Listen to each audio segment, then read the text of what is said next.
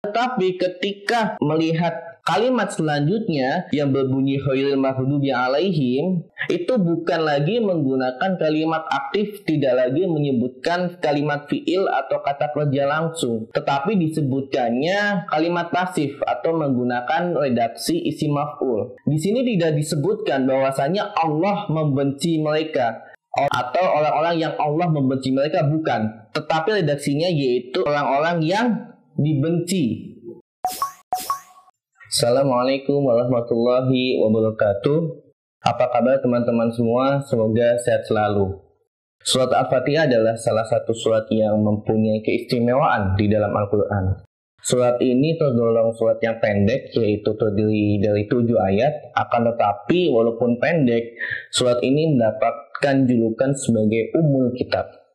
Bukan tanpa alasan tentunya surat ini mendapatkan julukan tersebut. Di samping banyaknya rahasia, manfaat, ataupun keajaiban di dalamnya, keindahan bahasa surat ini juga menjadi salah satu faktor diistimewakannya surat Al-Fatihah ini. Salah satu bentuk keindahan bahasa di dalam surat Al-Fatihah bisa kita lihat dari segi iltifat. Iltifat merupakan salah satu teori yang ada di dalam balaghah, yaitu ilmu yang membahas tentang kesusastraan bahasa Arab.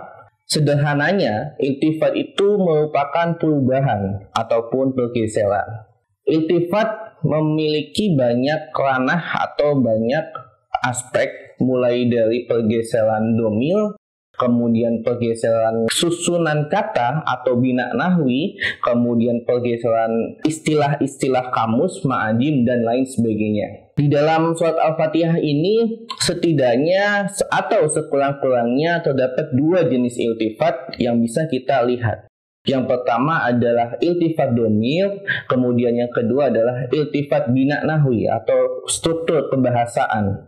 Jika dilihat surat Al-Fatihah ini mulai dari ayat pertama hingga ayat keempat, ketika menyebutkan Allah di situ menggunakan kata ganti ketiga. Tapi coba kalian lihat ketika masuk ke ayat kelima, dia berubah menjadi kata ganti kedua. Yang tadinya ayat 1 sampai 4 menggunakan kata ganti ketiga, mulai dari Bismillahirrahmanirrahim, Alhamdulillahirabbil alamin, Ar-Rahmanirrahim, Maliki Yaumiddin, semuanya menggunakan kata ganti ketiga. Akan tetapi ketika masuk ke ayat kelima yang berbunyi Iyyaka na'budu wa iyyaka nasta'in, domirnya berubah menjadi kata ganti kedua atau menjadi domir mukhatab, yang artinya hanya kepadamulah kami menyembah dan hanya kepadamulah kami meminta pertolongan. Di sini kita bisa melihat dan menemukan bentuk iltifat domir yang tadinya, sekali lagi, yang tadinya dari kata ganti ketiga berubah menjadi kata ganti kedua atau mukhatab, yaitu engkau, penyebutan engkau secara langsung.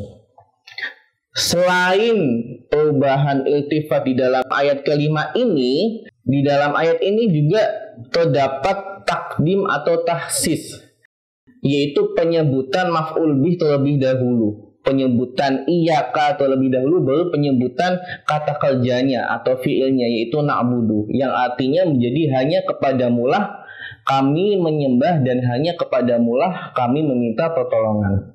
Perubahan iltifat mulai dari ayat 5 ini tentu bukan tanpa alasan. Tujuannya yang tadinya menggunakan kata ganti ketiga berubah menjadi kata ganti kedua sebagai pemantap, karena beribadah dan meminta pertolongan itu memang hanya benar-benar kepadamulah wahai Tuhanku, seperti itu, sebagai pemantap dan sebagai penguat. Selanjutnya, selain iltifat bentuk domir, di dalam surat Al-Fatihah juga terdapat iltifat bina nahwi atau struktur kebahasaan. Iltifat bina nahwi ini bisa ditemukan pada ayat ke-7 yang berbunyi suratul ladzina an'amta 'alaihim ghairil maghdubi 'alaihim waladdallin. Pertama-tama menggunakan susunan fi'liyah, yaitu kalimat an'amta 'alaihim.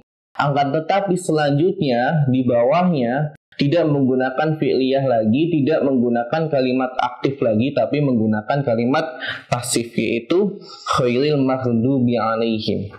Apa rahasianya? Rahasianya jika kita lihat arti dari alladzina an'amta alaihim, artinya adalah yaitu orang-orang yang engkau beri nikmat kepada mereka. Sekali lagi, engkau beri nikmat kepada mereka, artinya kalimat aktif. Allah yang memberikan nikmat kepada mereka. Akan tetapi ketika melihat kalimat selanjutnya yang berbunyi ghairil maghdubi alaihim, itu bukan lagi menggunakan kalimat aktif, tidak lagi menyebutkan kalimat fiil atau kata kerja langsung, tetapi disebutkannya kalimat pasif atau menggunakan redaksi isim maf'ul. Artinya yaitu orang-orang yang dibenci. Orang-orang yang dibenci. Di sini tidak disebutkan bahwasanya Allah membenci mereka atau orang-orang yang Allah membenci mereka, bukan. Tetapi redaksinya yaitu orang-orang yang dibenci.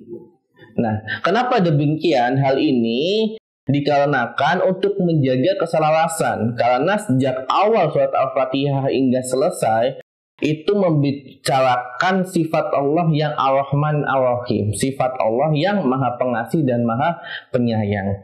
Jika awalnya membicarakan sifat Rahman Rahim tapi diakhiri dengan sifat ghadab atau sifat benci, maka tidak terjadi keselarasan. Oleh karena itulah di dalam ayat ke-7 ini redaksinya menggunakan ghairil maghdubi alaihim. Mungkin cukup sekian yang dapat saya sampaikan. Semoga bermanfaat. Assalamualaikum warahmatullahi wabarakatuh.